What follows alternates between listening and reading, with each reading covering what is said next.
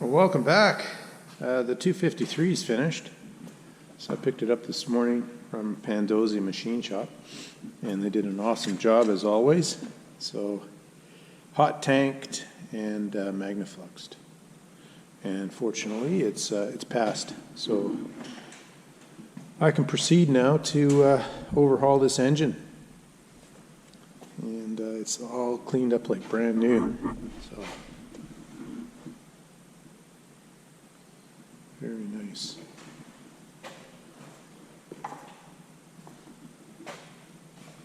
So I'll spray it with some WD-40 and a light oil just to preserve it. So the air box is super clean.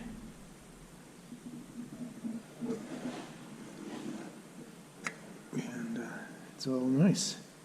So this will get the full treatment, new bearings. The head will get new valves. These seats will have to be dressed. Like I think I mentioned that in the last video of this 253, that because it's sitting out in the weather for so long, the seats are pitted, the valve seats. So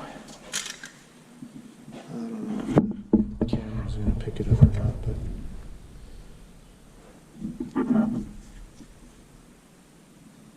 anyway, the seats, if you can see them, are pitted. So they'll dress those up. We'll put new tubes in it, and new guides, new valve springs, seals, everything, keepers. And order some cast iron rings for it, for number 3 and 4 groove. And I got to go through all my parts now and see what I have and don't have,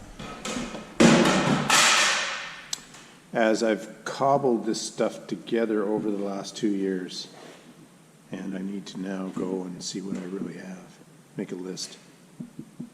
But turned out super, really nice.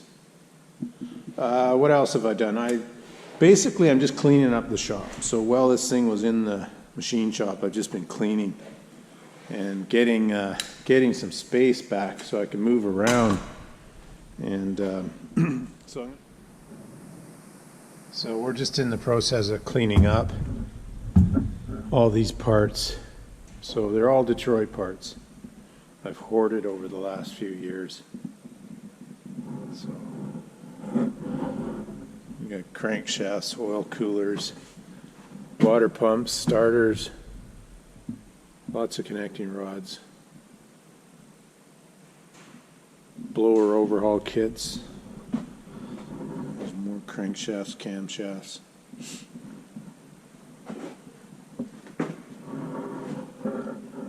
Injectors, blowers. We got 253s, 353s, and 453s.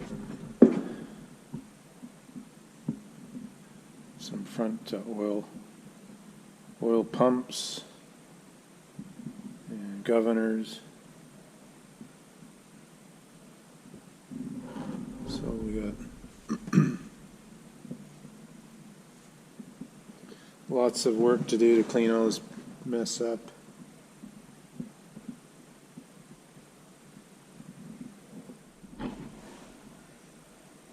So I was out hunting around for a starter. I'm keeping my eyes open for the old Delco Remy units.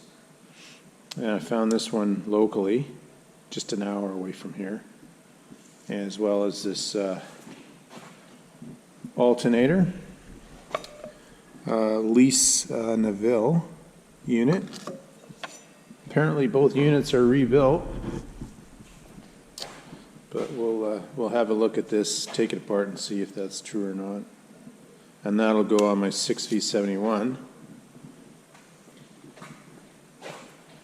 I have a MT42 for it, but I'll keep this as a spare, and the MT50 as the main starter.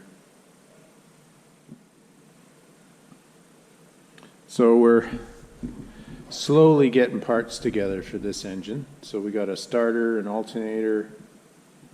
We've got this double weight governor. And we can convert this governor now to a double weight.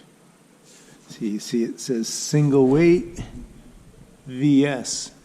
So single weight variable speed. And we're going to convert it to a double weight limited speed. So right now it's a single weight limited speed. And now that I got this from this gentleman, really nice guy, I can put that in. So we're slowly making progress on this engine, getting parts for it, and the Peterbilt. I inquired into the Peterbilt a little bit, guys, and I got it cheap again. Everything's pretty cheap, as you could tell by now. The harness there, you see those wires sticking out? Somebody just cut. So I did a VIN search on this truck, and it was totaled in 2010. So I have to get it reinstated. So I'll get a rebuilt title on it. So I have to get all the wiring for it. I've already started inquiring about a new fuse panel and wiring harness for it. But that won't be for another year or so before I get going on this. I've got to find a truck, a chassis, and hoard some more parts for it. So here's the Ingersoll Rand control panel I mentioned earlier in another video. And I'm going to use this panel. I took it down to the decal shop, sign shop, and they can make me a brand new decal to replace this one. So very excited about that. So they're going to make this entire piece, including this bit here, and this piece here. So I'll get going on that in about a month's time, when I get closer to actually using this panel. So I'm just doing some diagnostics on the harness with my multimeter here and chasing the wires. And once I get this sorted out, I'm going to power it up and then test the enunciator panel here, make sure everything works. And here's my other harness down here. So out of 2 harnesses, I'll make one good harness. So we'll chase up the wires here, make sure everything works, and then size it up in the compressor. So after this weekend, when I finish cleaning the shop, I'll start back on the compressor again.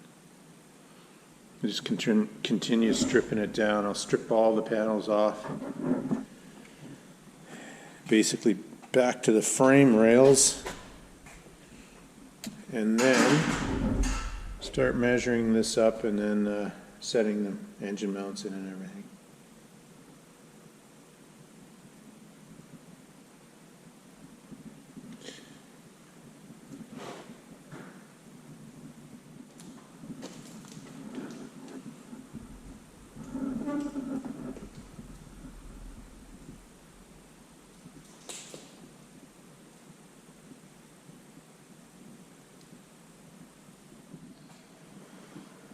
Well, again, thanks a lot, guys, and we'll catch you on the next video. Take care.